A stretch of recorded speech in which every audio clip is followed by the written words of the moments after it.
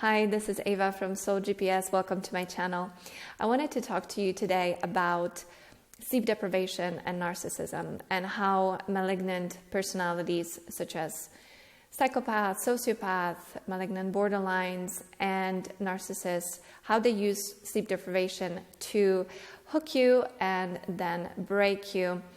As you know, in the love bombing stage, it can feel very good to be idealized by a person like a narcissist. These are people with very strong, charismatic personalities who have this ability to shine their light on the object that they pursue. And yes, you are an object to them. They don't perceive other people like human beings. They're objects to be used. So when they see somebody having qualities that they themselves don't have, whether it's something material or whether it is something immaterial, such as the ability to deeply feel and experience life, or it's the ability to make connections with other people, they will want that.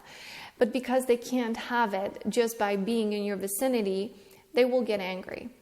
But in the beginning, they're going to do everything and anything they can to possess it, and then if they can't have it, to destroy it.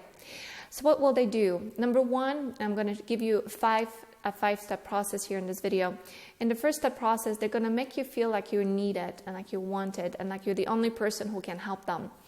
That's especially the case with covert narcissists, who are this sort of black hole of need. They always want you to help them with something. And they don't have a sense of personal boundaries, so they will feel entitled to calling you, texting you, reaching you 24/7. You do not have, in their mind, the right to have a life. So again, by the mere fact that you may want to help another person, you may want to be there for somebody, they're going to use that against you. So you will answer the calls, you will answer the texts, and again, it doesn't matter when they call. It can be 3 in the morning, a fake emergency call, you'll still answer. That's going to start dysregulating your system, dysregulating your body, and make it more difficult for you to function. Step number 2 is they will want to possess you. It's a form of grooming. So they will be testing you how often you respond. And if you live with them, do you cater to their needs? Do you do what they want you to do? Step number 3 is they will deprive you of your right to have a life outside of them. So they will isolate you from their friends. They will make you not perform well at work, even though, and here's the crazy thing, right, is that you need to be able to be rested so you perform well at work, so that you earn a good living, so that you can take care of yourself and maybe also them to a certain degree. You need to be able to take care of yourself and go to the gym and eat well and so on and so forth, so that you are the person that they initially coveted. Well, this is the really crazy thing with the narcissist, is that they don't think in a healthy way. They think in a sick way, and they think in a way that it's not about sharing a life together, it's about possessing you, and if they can't possess you and have what you have, they will try to destroy you. So they will deprive you of your right to have a life. It's like you are supposed to be there for them and only for them anytime that they want you to be there. And if not, they will brandish guilt and use a variety of tactics, emotional manipulation to evoke fear in you and shame, so that you come back and you keep doing what they want you to do. Number 4, they will make you addicted. So this initial stage of coveting you and love bombing you is to entrain your body to the state of always being wanted and always being, always being looked at and given attention. It's like people love attention. It does feel really good and it can be addicting. But the way it works with the narcissist is that they will first give you a lot of it. It's just like with the drug, so that then when they withdraw, you miss it and you crave it, and you go through a withdrawal process, literally. So because you want to avoid that pain of the withdrawal, you're going to do what they want you to do. You will become complicit in their demands. And one of those demands is to be there at their every whim. It doesn't matter what time it is. And they will work to destroy you. So if they can't have you, they will want you to not exist, right? You will not be able to function if you're under tremendous sleep deprivation. They will wake you up in the middle of the night to argue with you. They will wake you up in the middle of the night to have sex with you, or they will feign an illness or a headache or some form of other drama, and that was going to severely dysregulate you. Slowly, it will bring on, or maybe not slowly, it may happen actually fairly quickly, this brain fog where it's very hard to tell truth from fiction. It's very also easy for them when you're in that state to manipulate you, because it's a form of trance state when you're disoriented, which is what trancing and hypnotizing people is all about, is that, you know, it's the idea of making you off balance so that the next proposition that they put in front of you that's stable is going to be the thing you're going to hold on to, because human brain doesn't do well with too much ambiguity. So they're going to use that against you to make you buy into the story even more, their poor me story, and blaming you for everything and so on. So that also on a chemical level will pump tremendous amount of cortisol into your body, sort of propagating this downward spiral of unrest. So you are always going to be on alert, high alert of something bad is going to happen, or they're going to start another argument. You don't know what kind of mood they're going to be in, what they're going to expect from you. And since you're already exhausted, that is going to further tip you over the edge.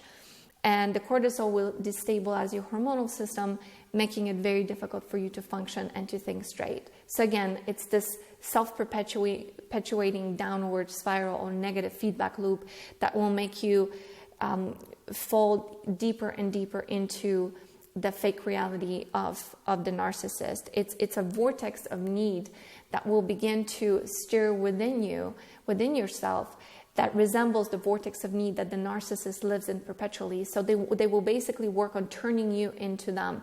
Something they can't do because it's impossible, but they can infuse you with enough of the virus to make you feel at least some of that bleakness and the darkness in which they live. And one way in which it manifests is tremendous exhaustion, total dysregulation, and the inability to function. And that's where they want to get you, because if you, if you have something that they can't have, they can't steal away from you, they're envious thieves. That's basically what they are. They want to take these qualities from you. And if they can't, they will do all these things to destroy you. And sleep deprivation is one of the tools that they use. It's so common. When I talk to my clients about this and they share their stories, it's a thing that comes up over and over again. So I really wanted to make a video about it. So now what do?